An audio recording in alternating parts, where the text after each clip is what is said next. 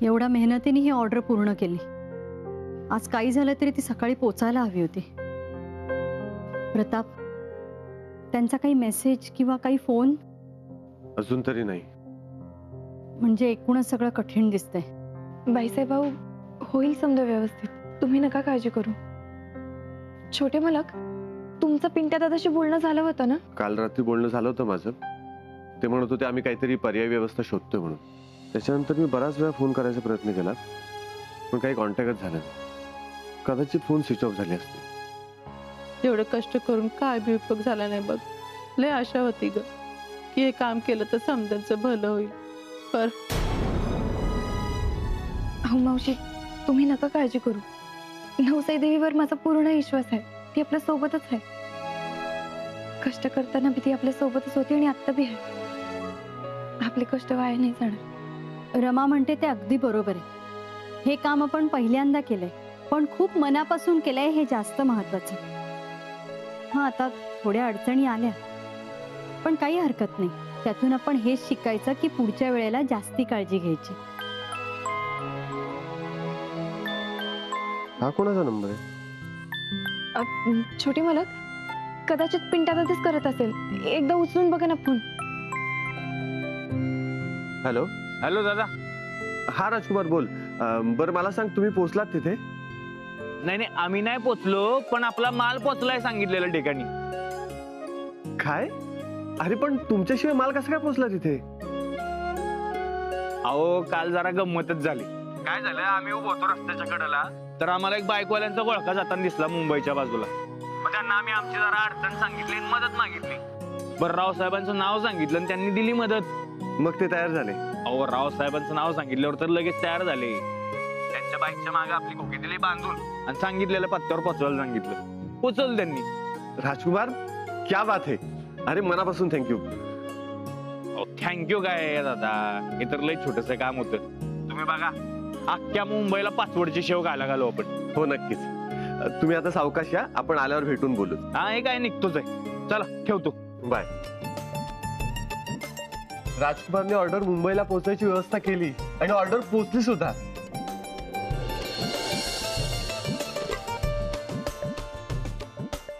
नवसाईने पुन्हा एकदा प्रचिती दिली. सगळ्यांच्या मेहनतीचं चीज झालं. बघितलं सरला, तू नेहमी त्याला बोलत असतेस, पण आज त्यांनी हुशारी दाखवली म्हणून आपली ऑर्डर वेळेत पोचलीये. प्रताप, राजकुमारचं विशेष कौतुक झालं पाहिजे. अरे आज त्याच्यामुळे आपली ऑर्डर वेळेत पोचलीये. सरला, सगळ्यांसाठी मस्त चहा कर. तुम्ही बसा ना. अहो कशाला बाईसाहेब? अहो असू दे, बसा. आणि हो रमा, आता तुमचं टेन्शन गेलेलं आहे, त्यामुळे डोकं शांत ठेवा आणि फक्त अभ्यासाकडे लक्ष द्या. इतर कुठलेही विचार करू नका.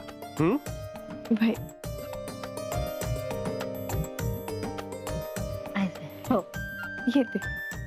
बसा. काय गरम आहे? झाली का पहिल्या पेपरची तयारी?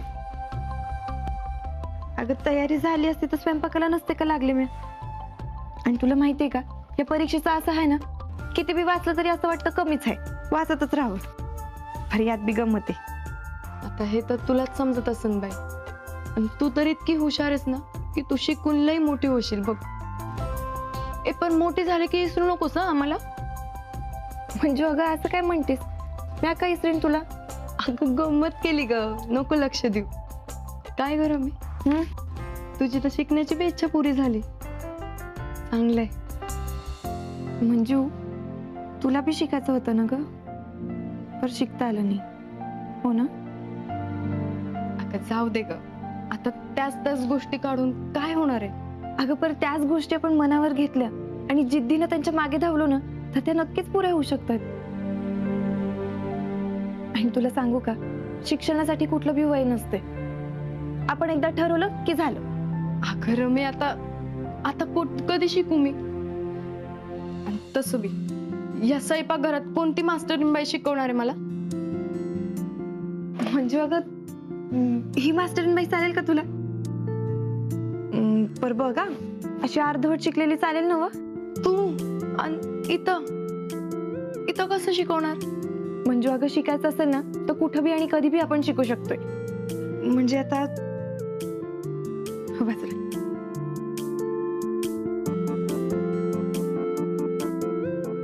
बघा हा आहे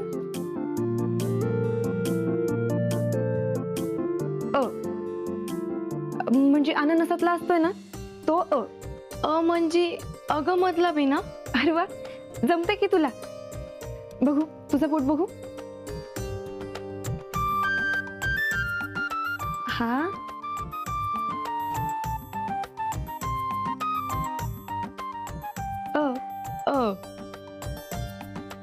लई भारी वाटतंय ग.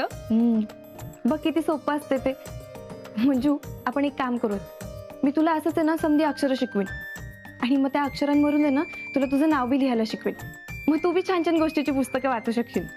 रमे अगं तू म्हणली होतीस ना एक मुलगी शिकली की अख्खं घर अख्खं गाव बी शिकतं. खरं आहे बघ. आणि त्यात तुझ्यासारखी मुलगी शिकत असेल ना फक्त समधीच माणसं शिकतात बघ. मावशे अगं लय भारी शिकवते ग ही. तिच्यात हा बी एक गुण दडलाय बर का. अगं ती मला पण शिकवते. तुला काय शिकवते?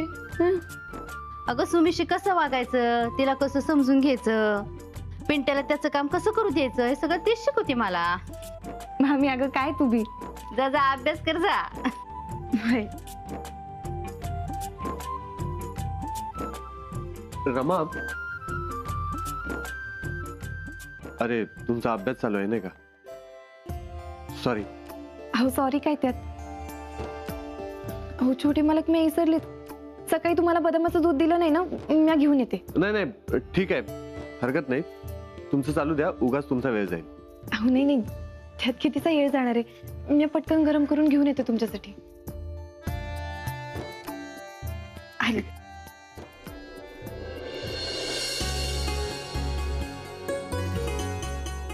छोटे मालक हे घ्या. रमा, मी बदामाचं दूध मागायला नव्हतो आलो. अहो मग कॉफी आणून देऊ का तुम्हाला? रमा, मला काहीच नकोय. तुम्ही तिथे आहात का हे पाहायला मी आलो होतो. म्हणजे मला काही समजलं नाही. मी तुम्हाला काय सांगितलं होतं? ऑर्डर पूर्ण झाल्यानंतर लगेच घरी जायचं आणि तिथेच अभ्यास करायचा. मग तुम्ही इथे का आलात? हो ऑर्डर पूर्ण झाली आहे पण इथली बी तर कामं होतीच ना. इथे काय इथे?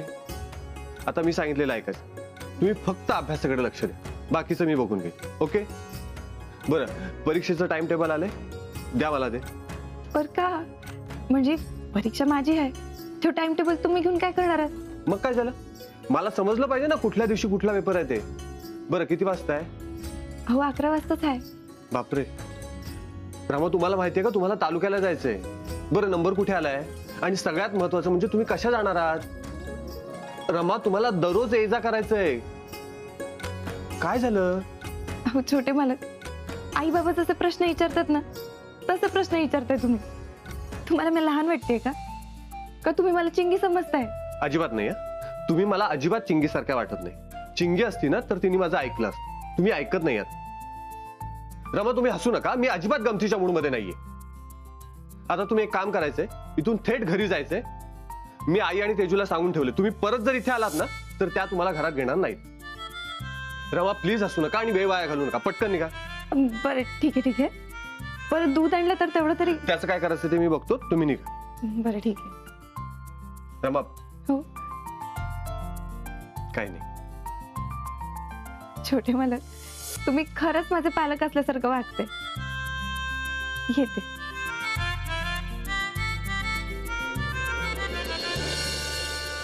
रमा, हे काय? काय झालं पाहिजे?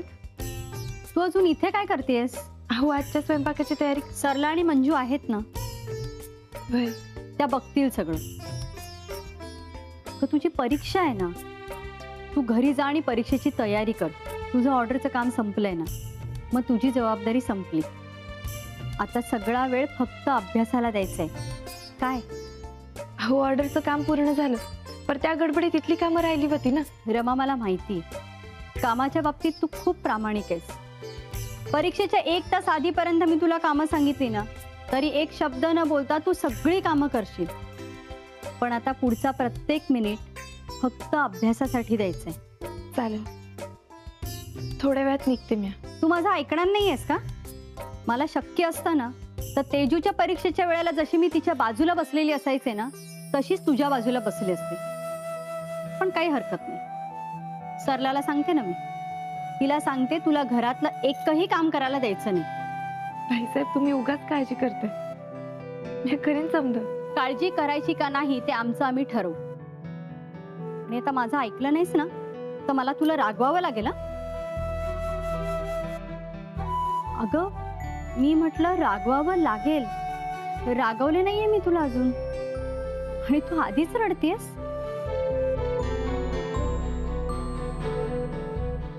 रमा भाईसाहेब अहो, माझी आई मला सोडून गेली, पण मामी आणि तुमच्या रूपाने ती नेहमी माझ्या सोबतच आहे असंच वाटतं मला. तुम्ही आता जसं हक्काने बोलात ना ती भी अगदी तसंच बोलायची. ती जरी रागवत असली ना तरी त्यात कधी बी राग नसायचा, खळखळा असायचा. तिच्या रागवण्यात एक माया असायची. तिने रागून मला दूर जरी लोटलं ना तरी बी तिच्यापासून ती मला दूर करते असं कधी बी वाटलं नाही मला. उलट आधार वाटायचा.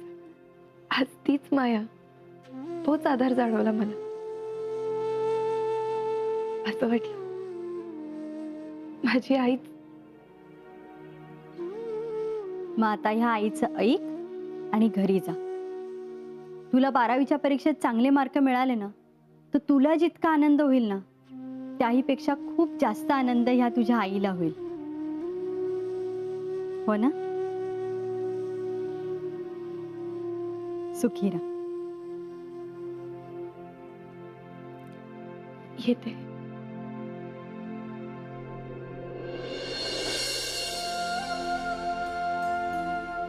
मंजू आता अजून एक गोष्ट व्हायला पाहिजे बघ. रमाची परीक्षा ना चांगल्या प्रकारे पार पडली पाहिजे. अगं मावशी, एवढी मोठी ऑर्डर मुंबईपर्यंत एवढ्या विघ्न घेऊन पोचली ना. मग आता रमाची बी परीक्षा छान पार पडेल बघ. नको काळजी करू. तुझ्या तोंडात साखर पडो. ए मावशी, साखरेनं भागणार नाही हं? मलाई पेढे पाहिजे.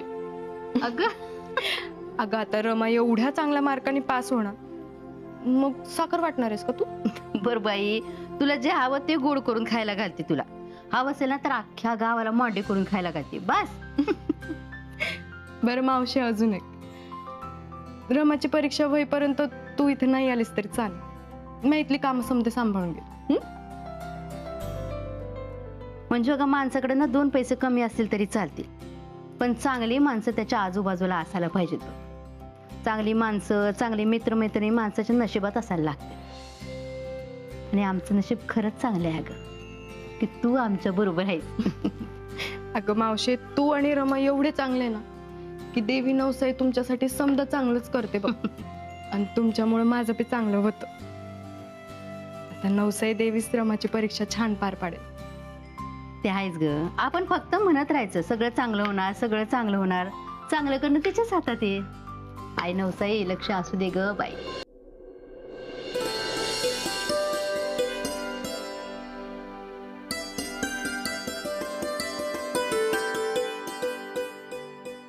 ही इथं काय करते तुम्ही?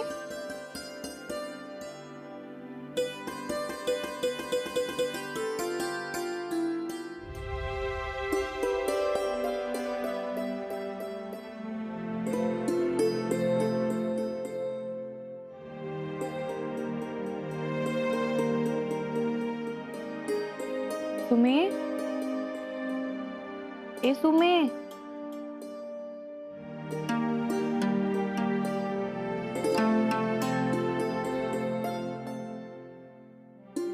सिमरन, अगं ये.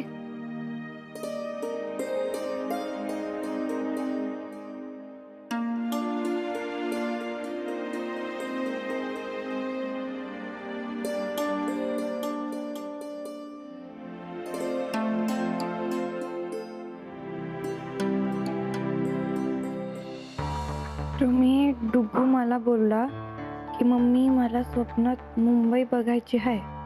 तू तर मला मुंबईला जाऊ दिलं नाहीस. मग आता डुग्गूला स्वप्नात तरी मुंबई दिसावी म्हणून मी थोडा वेळ झोपते. माझ्यासाठी संध्याकाळी बटाट्याच्या काचऱ्या, पिठलं, कांद्याची भजी, वांग्याचं भरीत करून ठेव.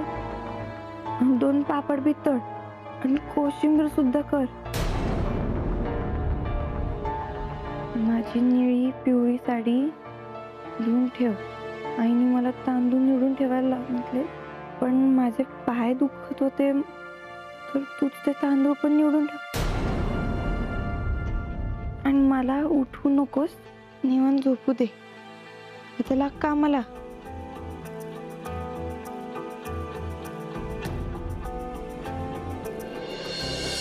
प्रतापराव, आपलं पक्षकार्य उत्तम झालेलं याचं सगळ्यात मोठं उदाहरण म्हणजे आपण ओपन केलं ते रोजगार केंद्र, महिला रोजगार केंद्र. मी माझ्या सगळ्या सभांमध्ये, मीटिंग्समध्ये आवर्जून उल्लेख करतो त्याचा.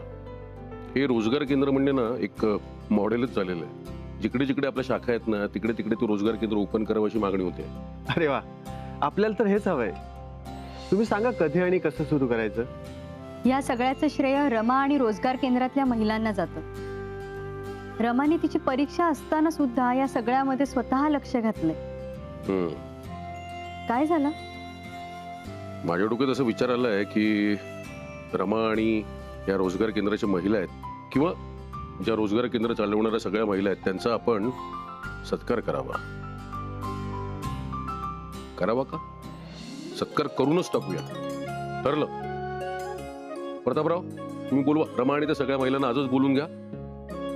अहो, अशा महिलांना प्रेरणा मिळाली पाहिजे, आणि त्या आपल्या पक्षासाठी काम करत आहेत. तर आपल्या पक्षासाठी काम करणारी ही लोक, ती सगळ्या लोकांना कळलं पाहिजे ना. तुम्ही ताबडतोब मीडियावाल्यांना बोलवून घ्या. आपण आजच सत्कार उरकून टाकू. आजच? हो. का? नाही म्हणजे रमायांची परीक्षा चालू आहे आणि त्या येऊ शकतील की नाही. ठीक आहे, परीक्षा होईल, पण मी आहे तर सत्कारही उरकून टाकू. काय तुम्ही काय बोलून सगळ्यांना.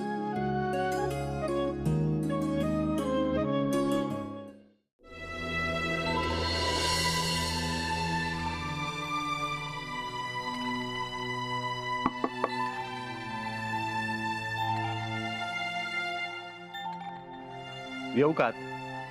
अहो छोटे मला कहू या ना.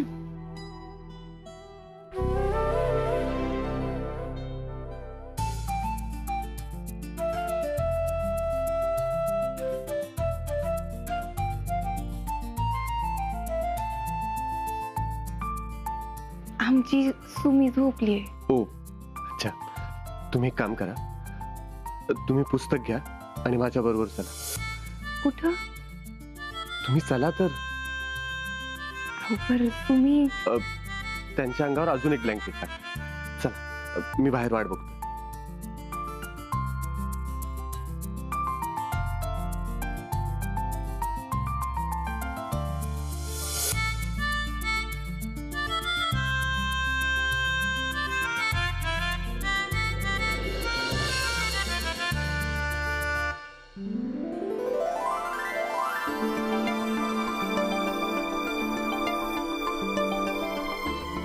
काय हो?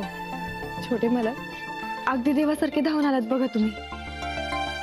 अहो ती सुमी आली ना व, ती झोपली आहे, पर कामाची एवढी मोठी यादी देऊन ठेवली. आता आपल्या घरचीच काम म्हटल्यावर नाही तरी कसं म्हणणार, आणि तिला कोण नाही म्हणणार आहे. अहो मग तुम्ही बोलून मोकळं व्हायचं ना. मी बोलतो त्यांच्याशी. अहो नको, तुम्ही काही नका बोलू. अहो मग त्या कशाही वागणार आणि तुम्ही सहन करणार का? एकतर आधीच त्यांनी कमी त्रास दिलाय, परीक्षा तोंडावर आली, तुम्ही काय ऐकून घेताय त्यांचं? अहो आता पोटूशे म्हटल्यावर तिला तरी कोण काय बोलणार आहे. ठीक आहे, तुम्ही चला माझ्यासोबत. कुठं? तुम्हाला रोजगार केंद्राच्या ऑफिसमध्ये सोड.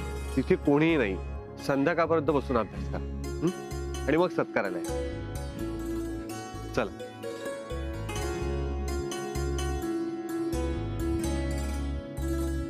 बस.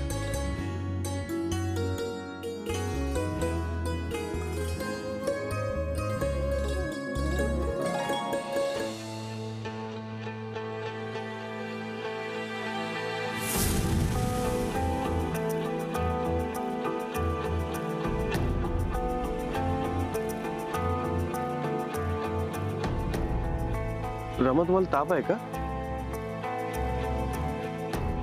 हो नाही, थोडी दगदग झाली ना, त्यात आराम बी नाही मिळाला, म्हणून थोडी कणकणी. पण काळजी करण्यासारखं काहीच नाहीये.